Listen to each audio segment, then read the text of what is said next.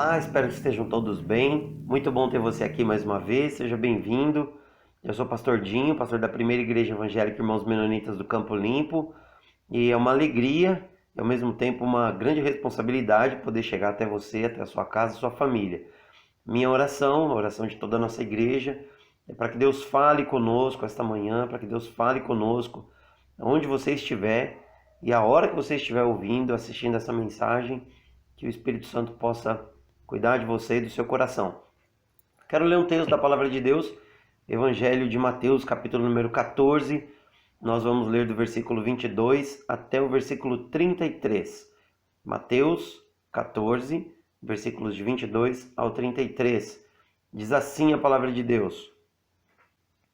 Logo em seguida, Jesus insistiu com os discípulos para que entrassem no barco e fossem adiante dele para o outro lado, enquanto ele despedia a multidão.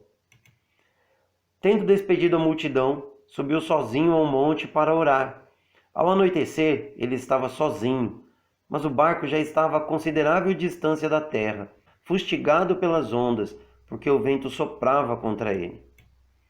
Alta madrugada, Jesus dirigiu-se a eles andando sobre o mar. Quando o viram andando sobre o mar, ficaram aterrorizados e disseram: "É um fantasma!" e gritaram de medo. Mas Jesus imediatamente lhes disse: "Coragem, sou eu, não tenho medo." "Senhor," disse Pedro, "se és tu, manda-me ir ao teu encontro por sobre as águas." "Venha," respondeu ele. Então Pedro saiu do barco, andou sobre a água e foi na direção de Jesus. Mas quando reparou o vento, ficou com medo e, começando a afundar, gritou: "Senhor, salva-me!" E imediatamente o Senhor Jesus lhe estendeu a mão e o segurou, e disse: "Homem de pequena fé, por que duvidou?" Quando entraram no barco, o vento cessou. Então os que estavam no barco o adoraram, dizendo: "Verdadeiramente, tu és o Filho de Deus." Vamos orar? Senhor, em nome de Jesus, fale conosco. Deus santo e poderoso, nós te pedimos que a tua palavra, que a tua mensagem venha de encontro ao nosso coração. Eu quero pedir, Senhor, de maneira especial agora, por esta pessoa, por esta família que está ouvindo essa mensagem no seu lar, ou pelo celular, pela internet. Senhor, em nome de Jesus, eu quero pedir que o Senhor conforte o coração nesse momento de crise, de angústia, de dúvidas, de medo, de incertezas, para que o Senhor derrame da tua paz e nos encha com a tua coragem. Faz isso, Senhor, em nome de Jesus. É assim que eu oro. É nisso que eu creio, Deus, que o Senhor está conosco. E nada, Senhor, absolutamente nada está fora do teu controle. Por isso eu peço, Pai, visite-nos de maneira poderosa, sobrenatural, Pai, e transforma o nosso coração e a nossa mente, para a glória do Senhor, em nome de Jesus. Amém. Meus amigos, nós estamos vivendo um momento onde nós temos a oportunidade de ter um encontro com Jesus. As pessoas estão muito preocupadas com tudo que está acontecendo, mas nós temos que olhar para essa situação como um todo por uma outra perspectiva também. Precisamos entender que este é um momento oportuno para nós abrirmos o nosso coração e ouvirmos a palavra de Deus e entendermos que o Senhor está cuidando de cada um de nós, andando conosco. O texto que nós lemos hoje, no Evangelho de Mateus, capítulo 14, ele fala de que Jesus está junto com os discípulos em um momento de grande alegria. Quando nós lemos o texto, o versículo número 22, começa falando para a gente que logo em seguida Jesus insistiu com os discípulos para que eles entrassem no barco e fossem para o outro lado. Logo em seguida, a quê? Essa é uma boa pergunta. O Evangelho de Mateus, capítulo 14, ele vai começar falando de uma notícia muito triste. Vai relatar sobre a morte de João Batista. Não que a morte está acontecendo naquele momento, mas está sendo relembrada ali. E aí conta que logo depois disso é que Jesus se retira para um local secreto para ter um tempo de oração. Jesus pega o barco e vai para um local secreto e deserto sozinho. E é lá neste local secreto e deserto que Jesus é visitado por muitas pessoas. As multidões sabem, descobrem que Jesus está nesse local secreto e eles vão até Jesus.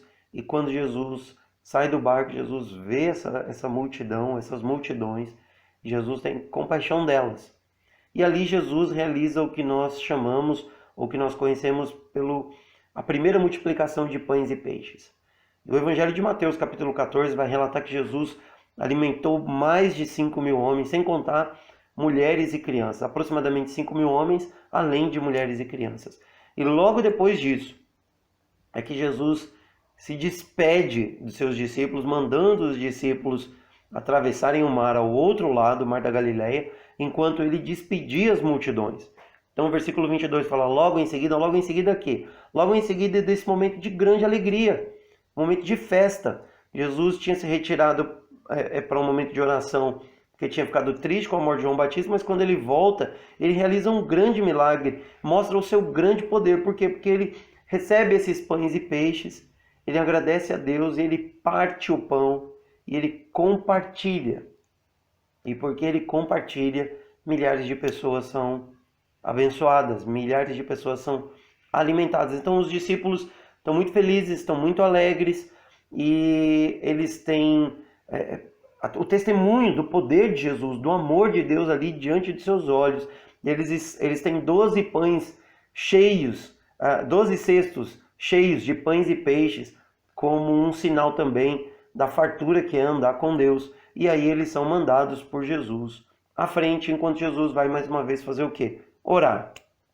Jesus vai orar.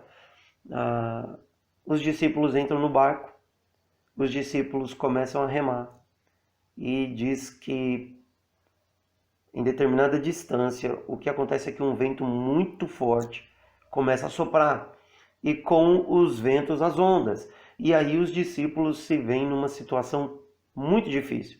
Eles são, a maioria deles, pescadores, a maioria deles habituados ao mar, às tempestades no mar, a pescar, a trabalhar debaixo de condições climáticas muito ruins, mas eles ficam com medo.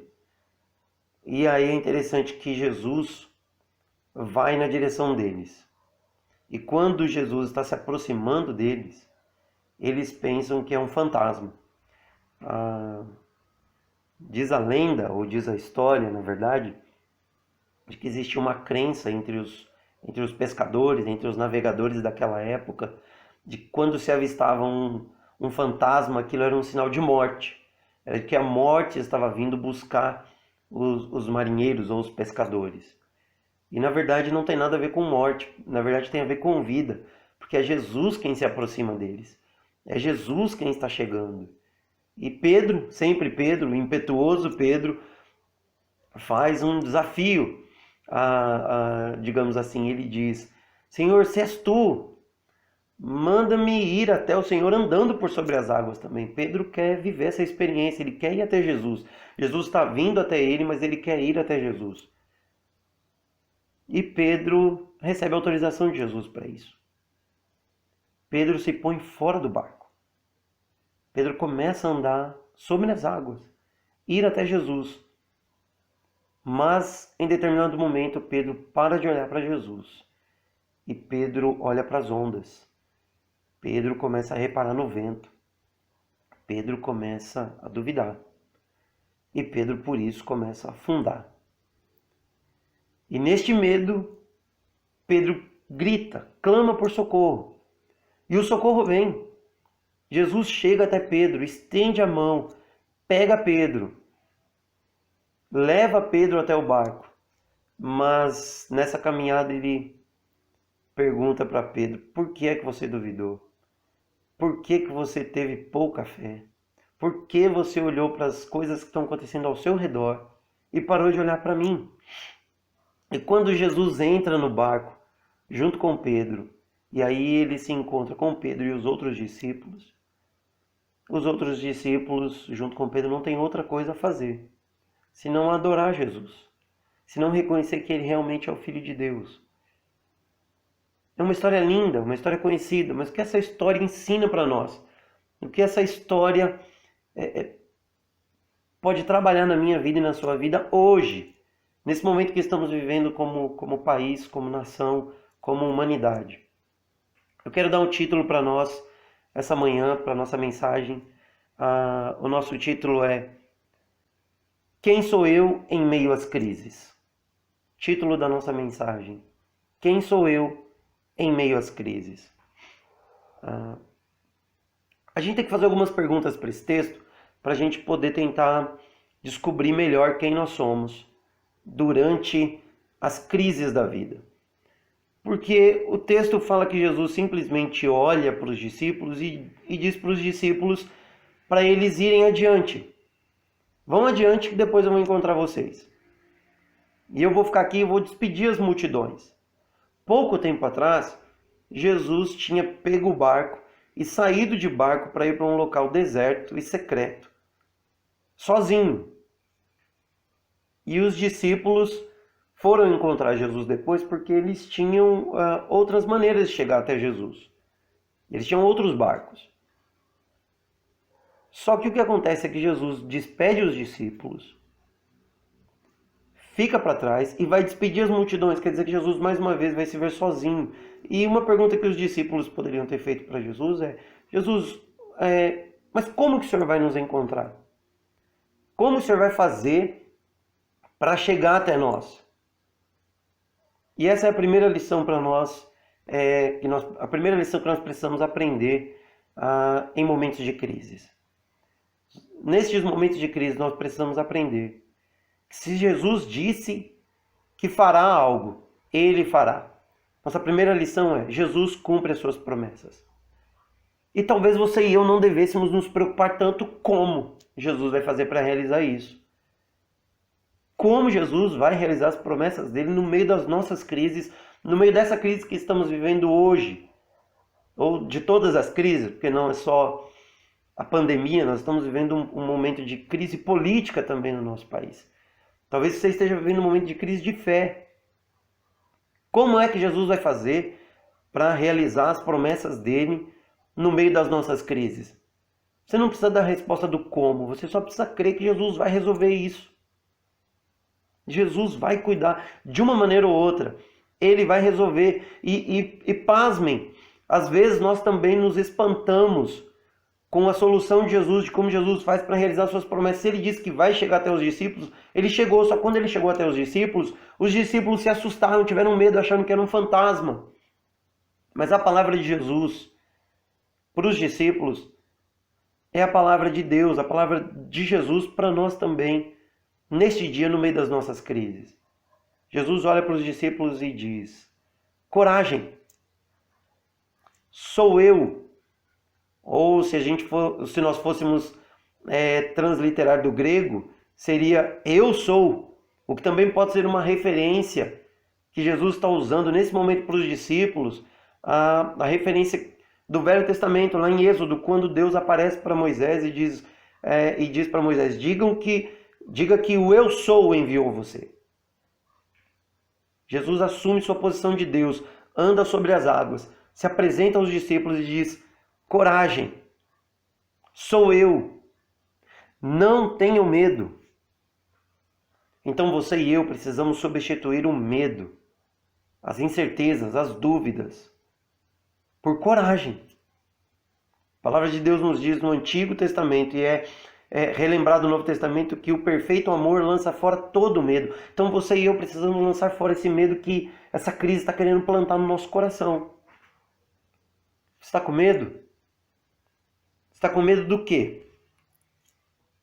Medo de perder a vida? Medo de perder o emprego? Medo da morte? Medo de não ser promovido? Medo da sua empresa falir? Medo dos seus amigos te abandonarem? Medo de você fazer mal a alguém porque você está doente? Qual é teu medo? Sabe do que você e eu deveríamos ter medo? Essa é a nossa segunda lição. Nós deveríamos ter medo de não ser discípulo de Jesus. Discípulos de Jesus. Os discípulos de Jesus, eles obedecem às ordens de Jesus. Quando esses discípulos saem com a palavra de Jesus, de que ele iria encontrá-los depois, eles simplesmente saem, eles obedecem. Muitas vezes Deus nos dá determinadas ordens e nós questionamos. Nós queremos saber como as coisas vão acontecer. Um discípulo não questiona. Um discípulo não questiona o seu mestre. Um escravo, um servo, não questiona o seu senhor. E nós somos muito acostumados a ficar questionando Deus, questionando Jesus, como quem quer resposta para poder dar um passo de fé. Eu não estou dizendo que você não precisa se planejar, que você não precisa tomar cuidado, que você não precisa tomar todas as precauções ou fazer planejamentos, mas quando Deus desafiar você e falar com você e disser para você, coragem, sou eu estou aqui, eu estou junto com você, você precisa ser obediente e ser quem Deus chamou você para ser. Discípulo de Jesus. Alguém que confia no seu Senhor. Alguém que sabe que não está sozinho. Por isso você precisa ter coragem. Para de ser essa pessoa questionadora. Para de ser essa pessoa que para tudo precisa das respostas. Para de ser essa pessoa que sempre quer ter um plano totalmente decorado e na tua frente, nas tuas mãos, porque senão você não vai. Porque senão você não anda com Jesus. Porque senão você não vai viver a vida de discípulo que Jesus chamou você para viver. Ele vai te dar muitas respostas. Mas na caminhada, talvez lá, no meio do mar, no meio da tempestade, ele vai aparecer para você e dizer para você, coragem. E eu acho lindo porque quando Jesus se aproxima para os discípulos para falar com eles, ele olha para eles e vê o que eles estão passando. E é interessante que o versículo 27 vai dizer que Jesus diz para eles, coragem, sou eu, não tenho medo. Jesus diz isso para eles imediatamente. Essa palavra se repete mais uma vez, que é quando Pedro também começa a duvidar e vai afundar. E aí Pedro clama por socorro. Versículo 31 vai dizer assim, imediatamente Jesus lhe estendeu a mão e o segurou.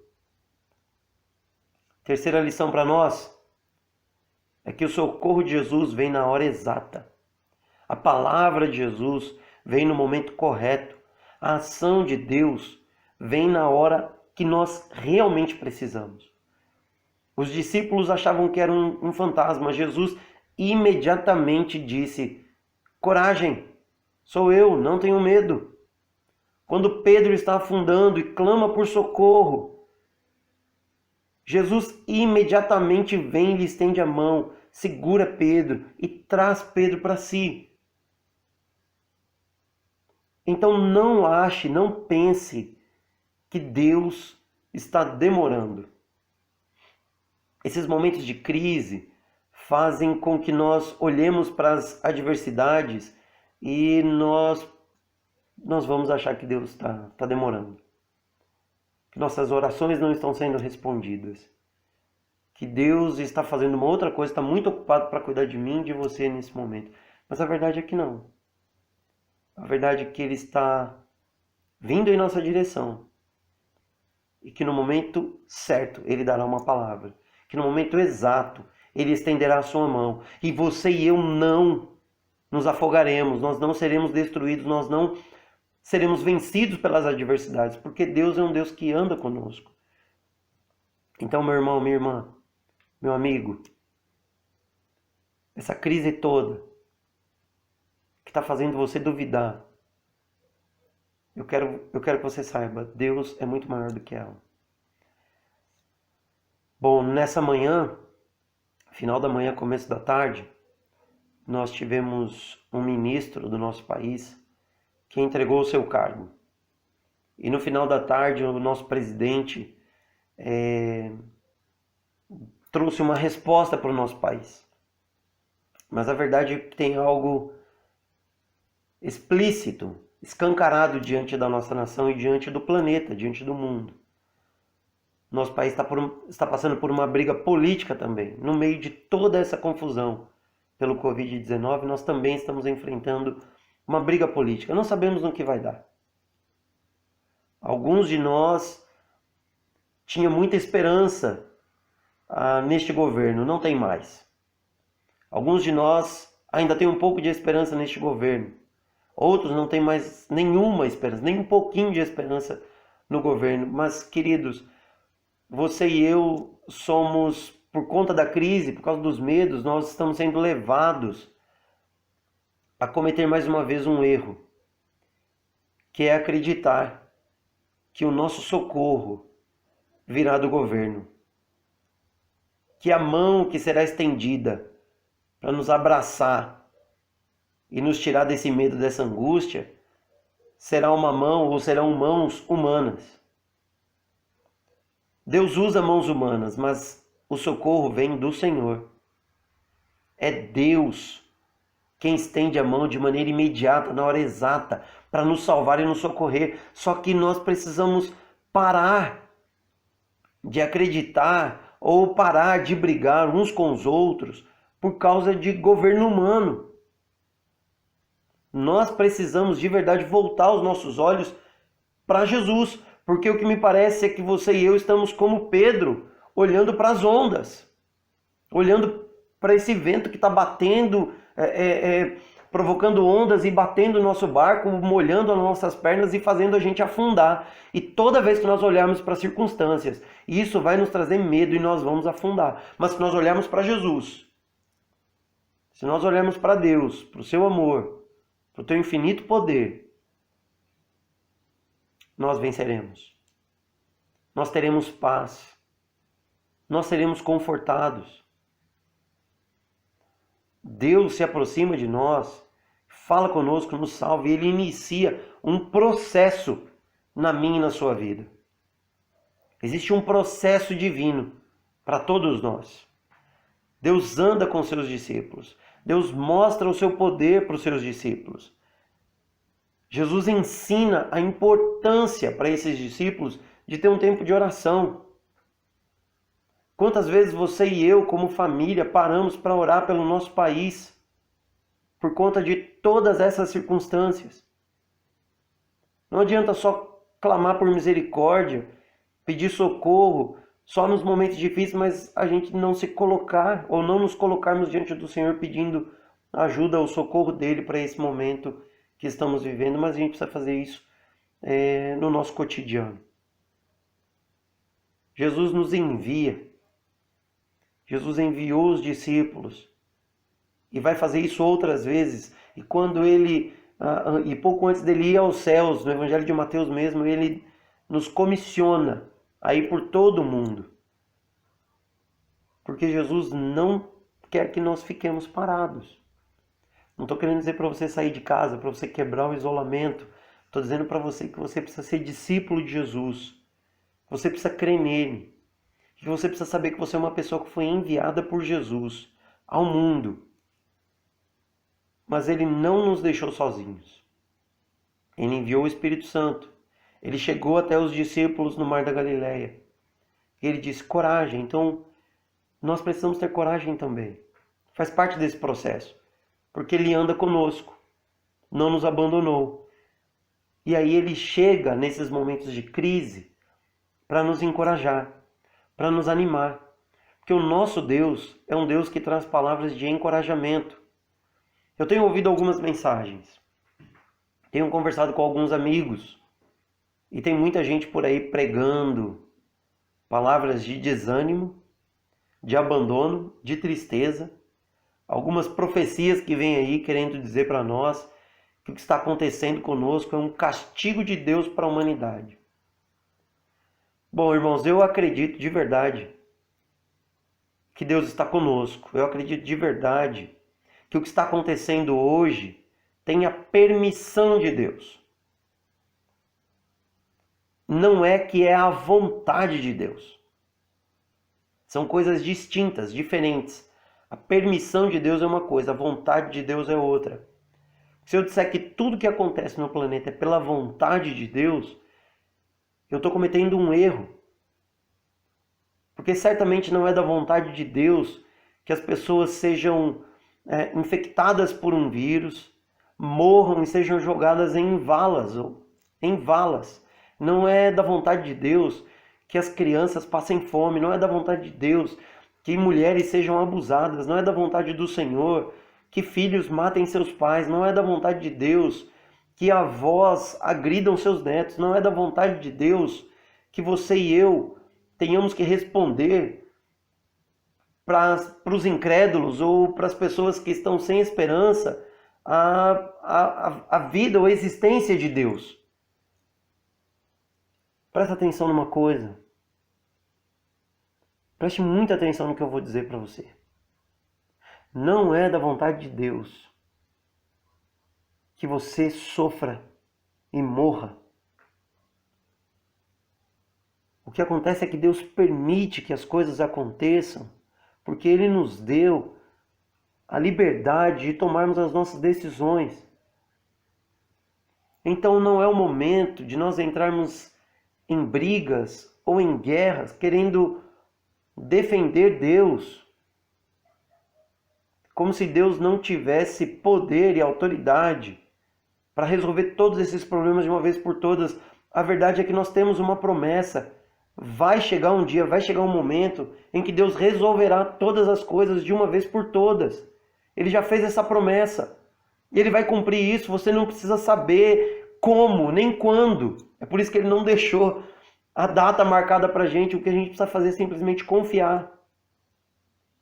Crer no nosso Senhor, no nosso Salvador. Tenha certeza de uma coisa.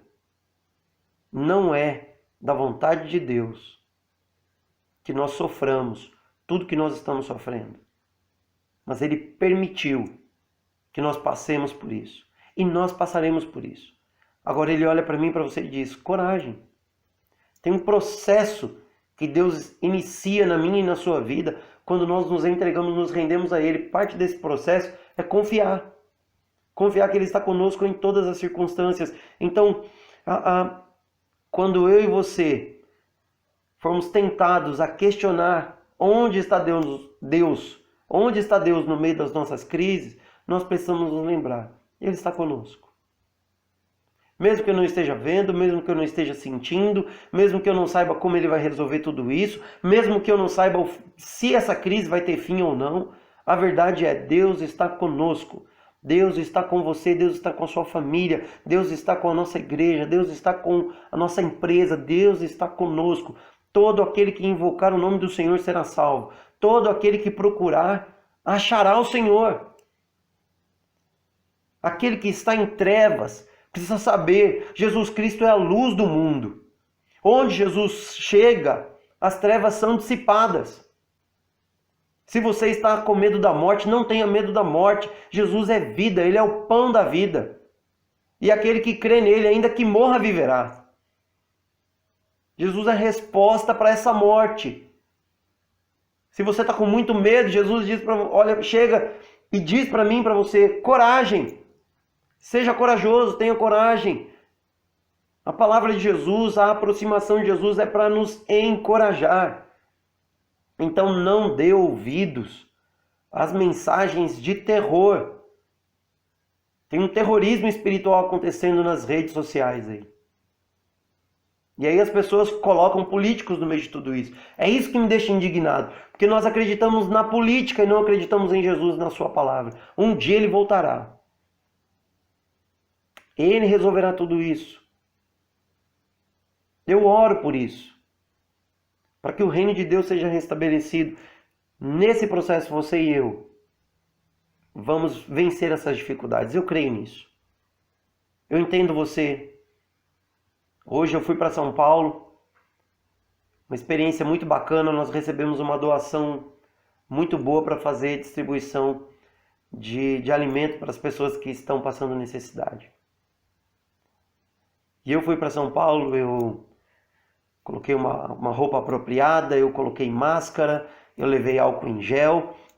O grupo que nós estávamos reunidos, todo mundo com máscaras, tomando todo cuidado, ninguém apertando as mãos, enfim. Fazendo tudo isso para cuidar de quem está passando por necessidade. Mas com uma certeza, nós somos a resposta de Deus. Deus está cuidando de nós. Não se esqueceu de nós. Então essa crise vem. As dificuldades estão aqui. O medo traz muitos questionamentos. Mas você e eu precisamos responder tudo isso com fé. Fé em Cristo Jesus. Hoje, eu quero terminar o nosso tempo pedindo para você orar por você, pela tua família, pela nossa nação, pela humanidade. Mas para que você peça a Deus, para que Deus coloque fé no seu coração. Para você poder enfrentar essas crises.